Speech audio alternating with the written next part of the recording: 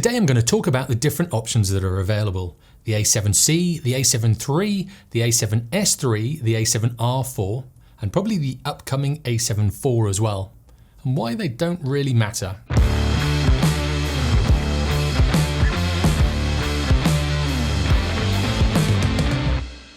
Now the A7 series has started to become crowded, a bit like the A6000 series. And it's weird that they brought out this A7C. I suppose what they're doing is trying to make the full frame form factor smaller. Now Gerald Undone did make a really good point about this. And he said, even though this isn't that kind of interesting as a camera to bring out, it is in fact the A7 III in a smaller package. And what he said was he's kind of looking forward to what they bring out in the future. And that makes sense, and I definitely agree with Gerald. Now, I'm not going to go over any specs or anything like that with the A7C. Gerald Undone has a really good video on that already, so click on the eye in the corner if you want to see that one, or click at the link at the end. Chris Howe did a really nice review on this camera as well. And one thing he pointed out was the form factor and how it could really help us as photographers. I used to live in Dubai until recently, and security were a massive problem. I'd go out and I'd get hassled time and time again. Chris Howe brought this up and said when he's in Toronto, he gets the same problem. They're kind of asking what you're doing, do you have a permit, this, that, and the other. I was out taking photographs of my wife on a skateboard, and within 2 minutes, 2 security guards came up on a golf cart and asked us if we had a permit. And I was like, I'm taking a photo of my wife. I'm not taking photos of government buildings. I'm not taking photos of any other people or anything like that. So this is really frustrating. And Chris Howe brought this up in his video. So the form factor of the A7C would be really good and will kind of help this kind of problem. Well, that's what I'm hoping anyway. The rules are different from country to country. So if you are worried about security coming up to you, just find out where the rules lie in the country that you're living in at the moment. Now, like I've already mentioned, the A7 series is becoming crowded like the A6000 series as well. So with the 6000 series, you've got the 6000, the 6100, 6300, 6400, 6500, and the 6600. So it's really hard to choose which one to get. And it is the same nowadays with the A7 series. You have the older variations of the A7, the A7R and the A7S. We all know what they are. The A7 is the bog standard camera. The A7R is the high resolution. The A7S is the kind of special low light, amazing camera. And we all know the capabilities of the A7S, especially with the A7S III that has just come out. Now, the reason why I'm kind of going through this thought process is because I'm looking to buy a new camera.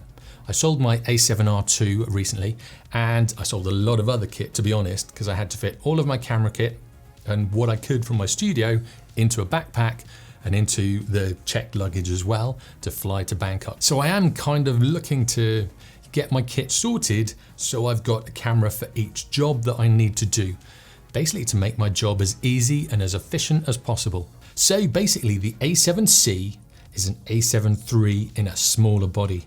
It's a similar size to the A6600. The autofocus is updated, and also it has that flippy screen as well. So they're probably aiming this towards vloggers, towards videographers, and towards hybrid shooters. You still have that 24 megapixel sensor, so it pretty much is the same sensor as the A7 III. Now, it'll be interesting to see how it does in the market. There's a lot of people that already have the A7 III.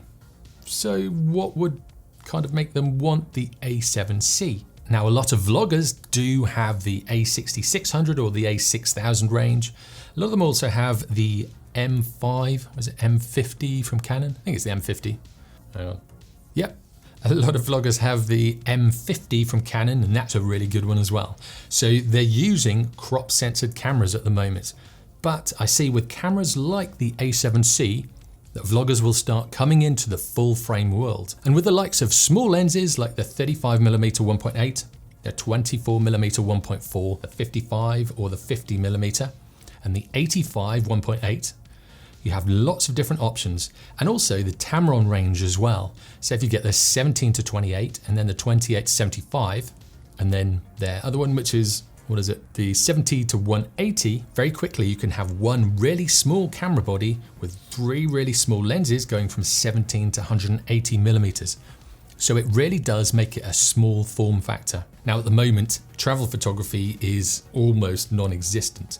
We're all traveling just within our own countries, but this camera might be really good for a travel photographer and someone who wants to do a little bit of videography as well.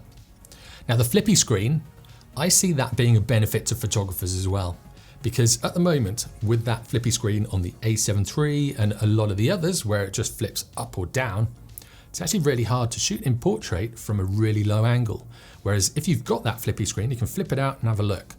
So that will really come in handy for photographers in certain environments. So the A7C and the A7 III will sit in a very similar market, but the A7 III I think will still draw more photographers, whereas the A7C will draw more videographers.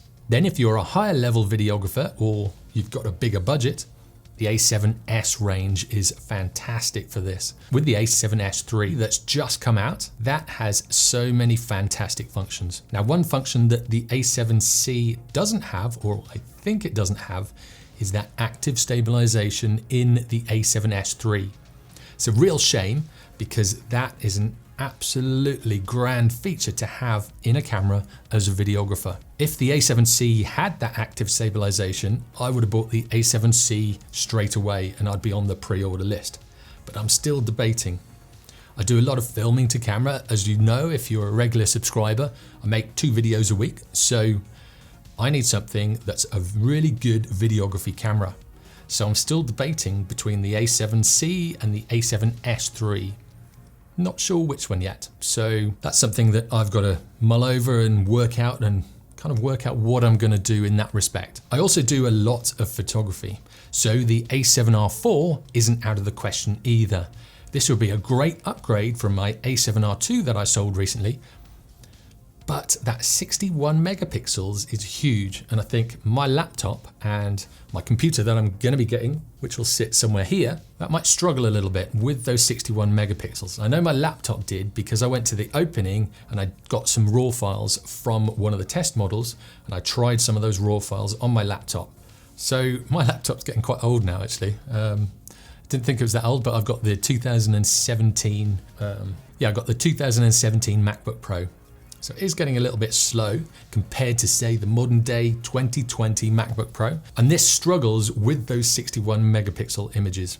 So there's so many things to think about when buying the camera. I just wanted to kind of share with you the thought process that I go through when choosing a new camera, and what I need and what I want can be 2 very different things. If I could afford it, I'd get the A7C, I'd get the A7S III, and I'd get this A7R IV as well. So I'd have the whole range. But I can't afford that. So I need to get 1, maybe 2 cameras out of the range. Now, as the A7C has just come out, and it's so similar to the A7 III, I'm guessing that the A7 IV is going to come out pretty soon. I don't know whether it is or not, but I'm just kind of guessing. So I think the A7 IV will be out soon. I'm guessing probably in the new year, maybe early to mid new year, maybe March time.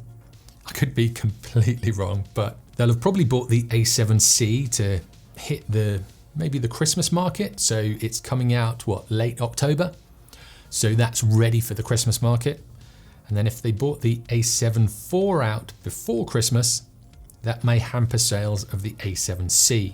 So that's my thinking behind that. Now going back to the A7R IV with that 61 megapixel sensor, it is great to have all of that detail and to be able to punch in, but as a professional photographer, sometimes it's really not practical.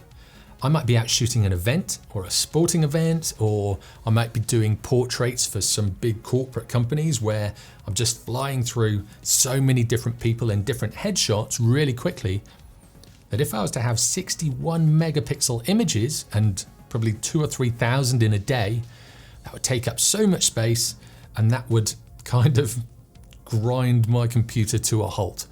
So I don't know why camera companies still do this megapixel war. It is good to have those megapixels for certain projects. But then we've got what's the Fujifilm, Fuji 100, whatever it is. Probably should have done a bit more research on this. GFX, that's it. So if you actually have a job that requires a ridiculously high megapixel level, you do have really specialized cameras like the Fuji GFX 100, and I think there's the GFX 50 as well. So there's two really specialized cameras that have those ridiculously high megapixel counts. For the rest of us, doing commercial shoots, doing anything like that, most of the time you don't really need that many megapixels. For things like product photography and certain portrait shoots, you might need higher megapixel counts. But for most kind of applications and most jobs that we do, 24, 30 megapixels, 35 at most is more than adequate. And especially because a lot of the companies, they may be printing in small reports, or they may be printing on flyers if they're going down that route still. But apart from that, everything else is going online. I've done quite a few projects and contracts where the job has literally been for everything to go online. Now the A7 III is perfect for that. It's got a 24 megapixel count, so you can crop in a little bit, but not too much. You can crop in that little bit, so that's enough. So the A7C and the A7 III could be quite a nice combination, say for shooting events and things like that, because the A7C still does 10 frames a second. So it's not as high as something like the A9 for sports, but it does a really good job. So I'm kind of probably talking myself out of buying the A7R4, even though I do really want it. As for the A7S III, I'd love that camera and it would be fantastic for filming these videos, especially the astrophotography videos. However, that 12 megapixel count is a little bit too low for when I'm using it, say for photo shoots. So in theory, I could get the A7S III and the A7C. Now then I'd have two cameras for photography, one as main, one as a backup. Then I'd have one as a videography camera, so the A7S III. So I'm probably talking myself out of one expensive camera and talking myself into buying two relatively expensive cameras. Now, one thing that's fantastic is that each camera company is pushing each other once again. Canon has stepped up the mark with the R5 and R6, even though they're not brilliant for videographers because they overheat. If we ignore the whole overheating issue, I think they'll get round that in the end. But if we ignore that for now, Canon are producing some good photography full frame mirrorless cameras. Nikon are as well with the Z6 and the Z7.